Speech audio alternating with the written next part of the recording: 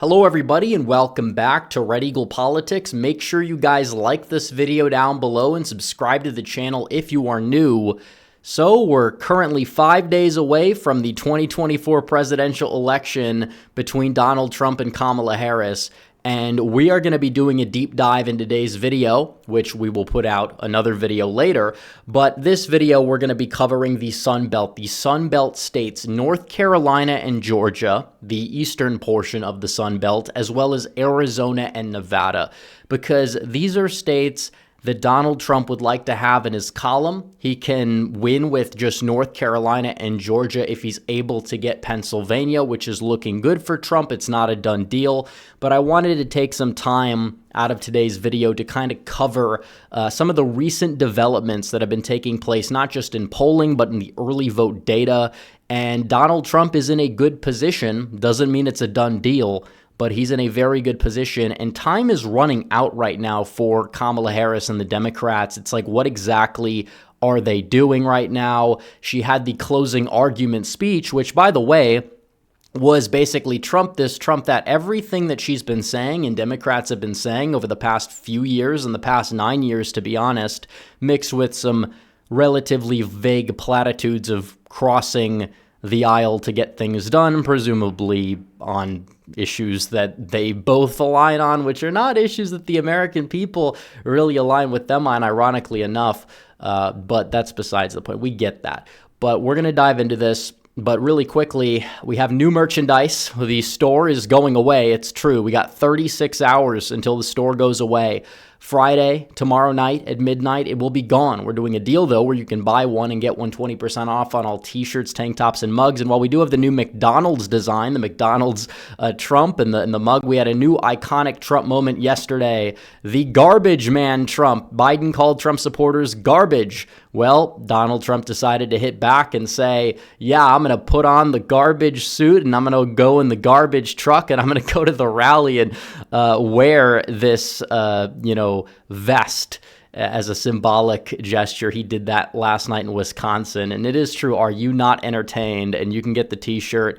You can also get the coffee mug. We have that as well. The Are You Not Entertained Donald Trump garbage coffee mug. You guys can get it. Limited time discount, limited time until the store goes away, but we have all these great designs as well, all these 5-star reviews, high quality products that we have over at shop.redeaglepolitics.com. The link will be in the description and the pinned comment down below. So North Carolina, the one state where Atlas Intel, which is the most accurate pollster in 2020 and 2022 released, shows that Donald Trump now has a 4-point lead. They had him down by 1. Now they have him up by 4.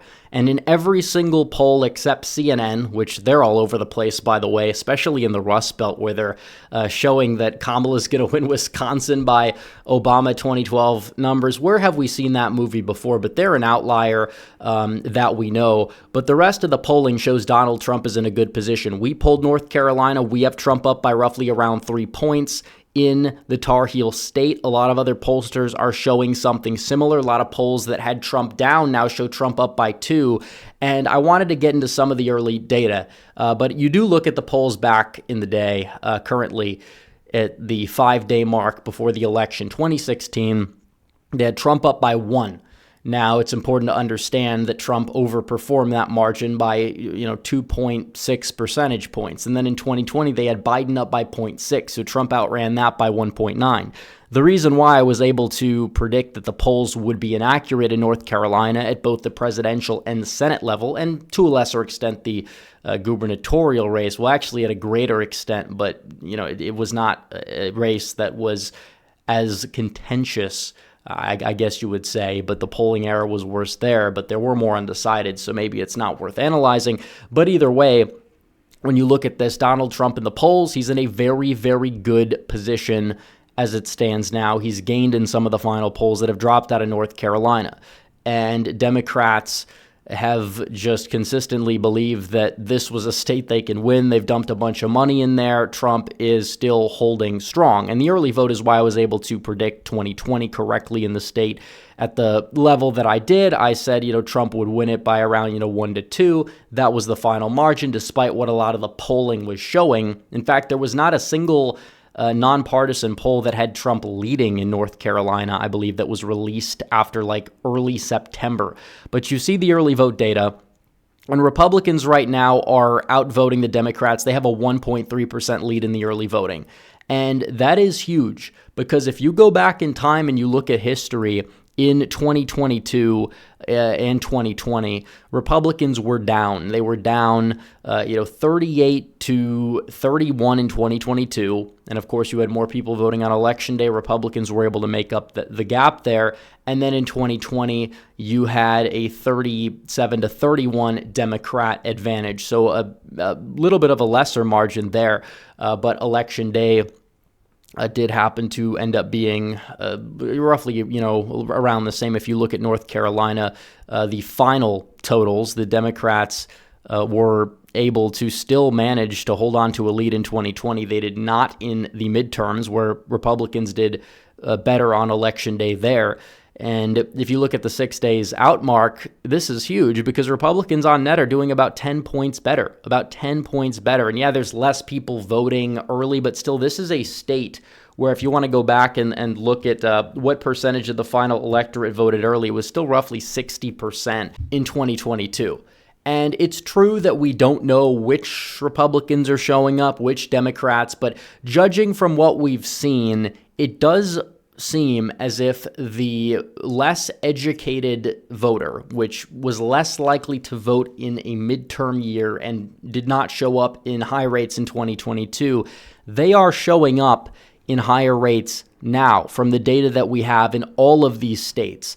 And not only are Republicans doing well, they're predicted to win the Election Day vote in North Carolina, which, again, even if you combine the two in 2020, at the end of the day, they still ended up trailing by nearly 3. They had a narrow lead in 2020. Now, in the early vote, they already have a lead. They're likely going to expand on that lead as we get closer to the election, but especially on Election Day, that's where they're going to be able to do well.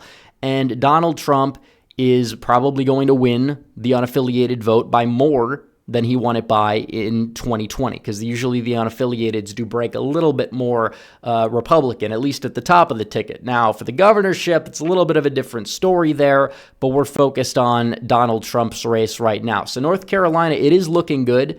The black turnout overall for Democrats is in the gutter, and that's a major problem for them. And you could look at Georgia, and it's arguably worse for them because Georgia is a state where the whites tend to vote more Republican than they do in North Carolina. And you had the Abrams machine in 2020 that is kind of gutted right now that was able to lead Biden to having like black turnout at like 30% of the final electorate. But right now, this is the early electorate in the state of Georgia. The Election Day will likely be even whiter in Georgia. Even in 2022, that was the case. 2020, it was the case. You're going to need to see a ridiculous surge for Democrats to even compete right now because the black share of the electorate is like 26%. That is abysmal. That is not where they want to have it right now. You already had your two souls to the polls. They didn't really make much of a dent whatsoever. And when you see that, it's like, this is not good. They need to be running up the score. They need to be getting in the 31, 32%. I think in the early vote in the midterms, they had 32%.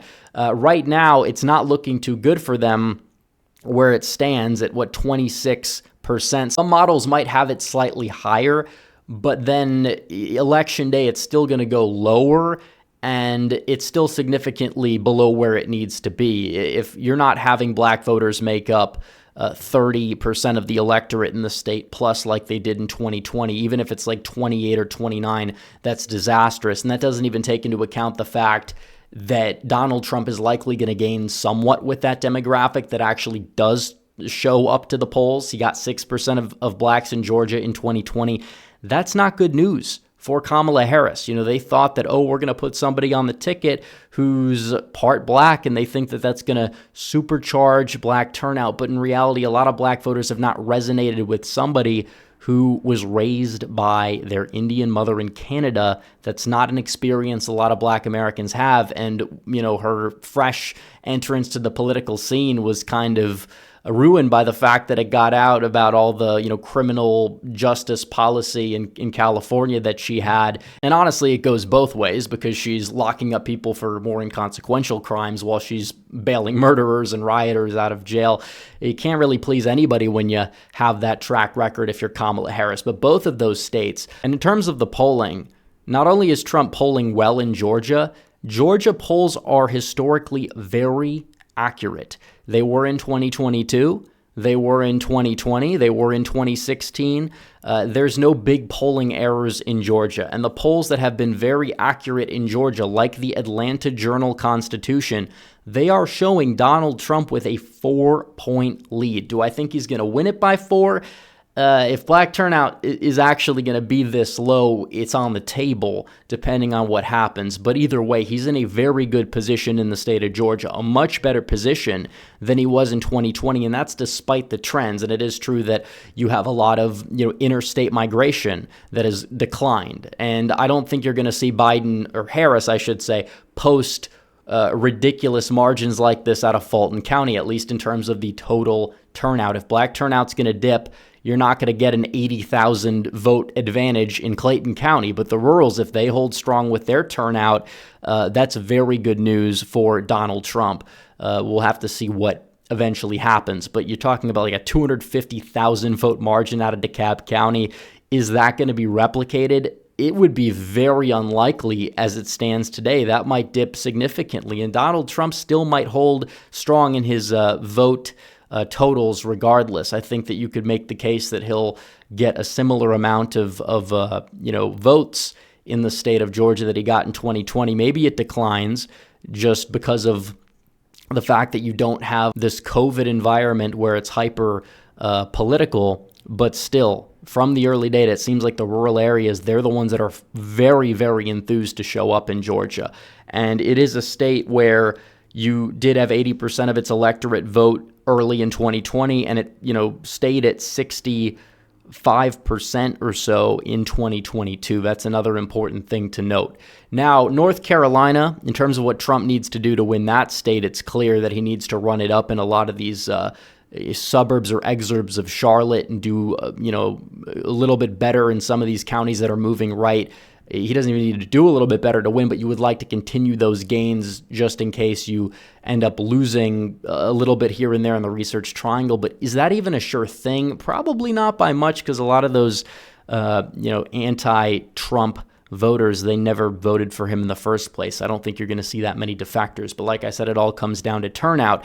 And we also have to talk about Nevada, because this state is crucial.